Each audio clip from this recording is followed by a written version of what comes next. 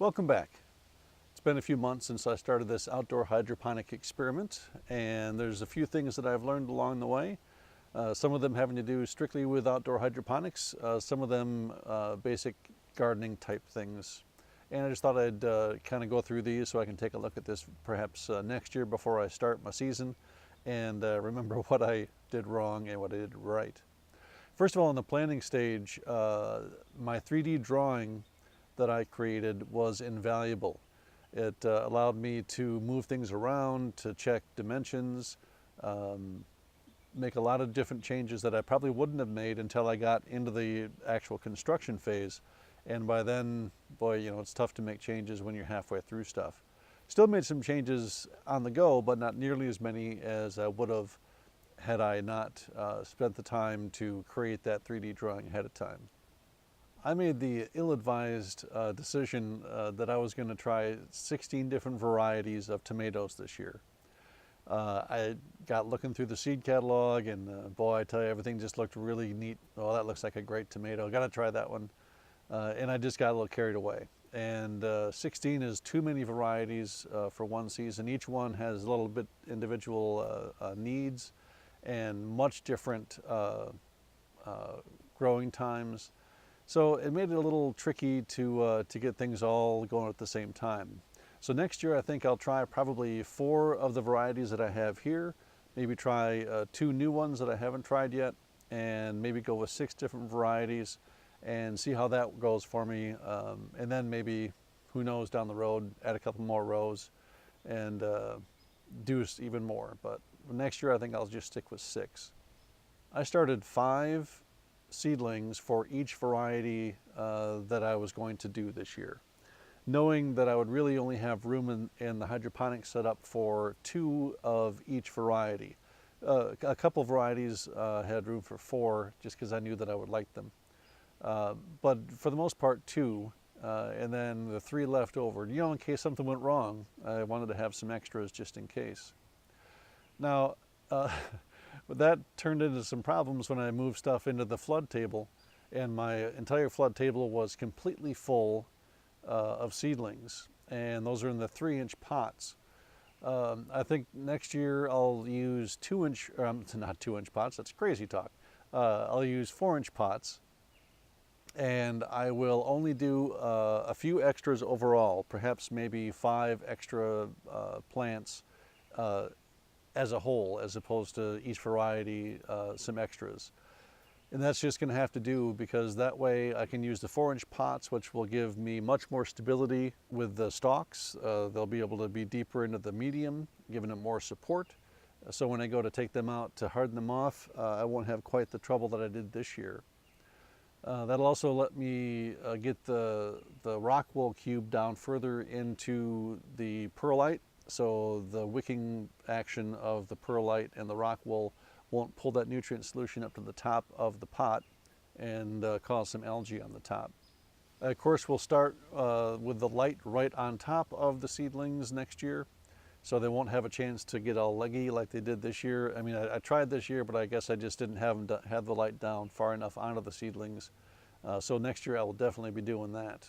Also going to use the 2-inch rock wool starter cubes, or this year I used the 2-inch rock wool starter cubes. Next year I think I'll use the 1-inch or maybe the 1.5-inch. That should make it easier to get them down into the buckets once I get them transplanted outside. Also, I'm going to use the small regular horticultural perlite as opposed to the chunky perlite. That should also make it easier to get it into the pots, because it'll be easier to get the perlite off of the root system when I pull them out of the 4-inch pots to transplant into the Dutch bucket. Smaller area that I'll have to clear out in order to get the plant down into the bucket. Now, once I got the plants moved outside, some other things came to light that I needed to work on. And that is the very first thing was the emitters. I started out using half-gallon per hour emitters. There were non-adjustable, non-cleanable emitters, and they got clogged almost immediately. Some of them worked, but the bulk of them did not. Now, that could be because I didn't have a high pressure pump. Perhaps that's what they need to be able to work properly.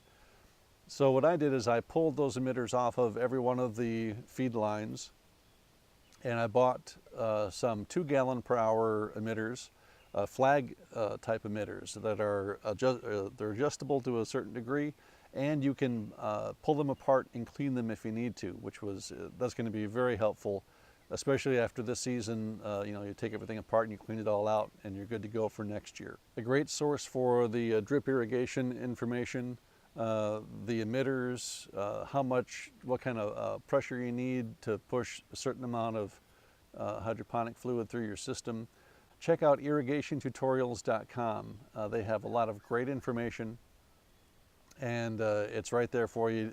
It's a little tricky to navigate. I suggest using the search function on the website. It'll make finding your information a lot easier. Also, I had mentioned earlier, I think the last video, that I had some problems with the vine clips pulling out the lower stems from my tomato plants in the wind and the storms. Now, one thing that I should have done, and I didn't even think about it, but MHP Gardener created a video a couple of weeks ago, and ding, ding, ding, I have now done what he suggested. Secure the bobbin twine either directly onto the bench, or what I did, because I don't have a method to secure it to the bench, is I tucked it underneath each of the buckets. Each bucket weighs enough to secure that string underneath it, and it would have saved me a lot of grief if I'd have done that right off the bat. So a great tip from MHP Gardener on doing that. Another thing that you might want to consider is creating a checklist for things that you need to make sure are in order before you go in the house for the night. I had emptied the reservoir. In order to do that, I open up a valve, and that sends the bulk of the water out a different path as opposed to going out here to the hydroponic system. Now, once that emptied, I filled up the reservoir, did all my stuff, got my nutrient solution all mixed in, went in, thought everything was hunky-dory. Now, a day and a half later, I went to check things out and looked at the parts per million, and I was down to 0. And I'm thinking, man, those plants are hungry. Well, as it turns out, they were not that hungry.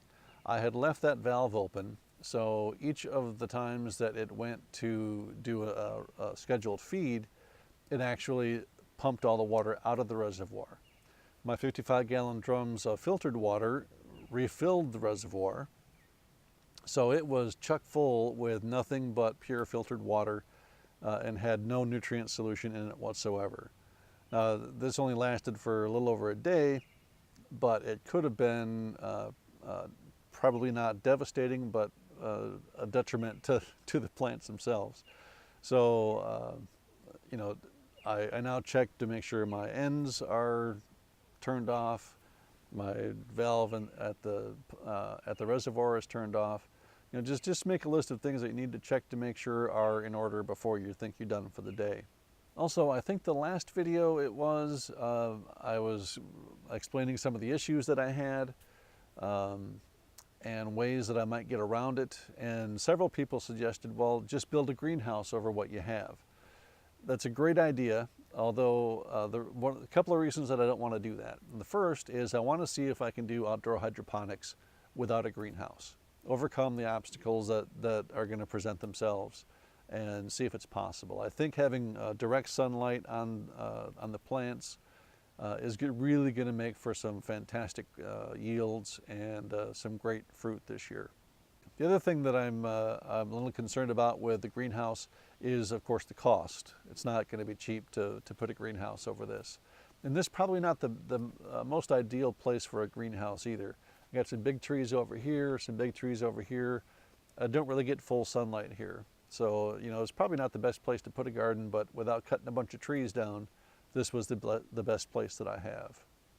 So a greenhouse, I would love to do it because I could start growing things much earlier in the season and continue growing much later in the season. And heck, if I heated it, I could do it year round. But lots of things to consider in that regard, and the biggest thing is money. So because that stuff is not cheap. This was pretty crazy in and of itself. So I don't know, we'll see. I appreciate you taking the time to watch this video, and hopefully you'll stop around next time I post one, and we'll talk to you soon. Take care.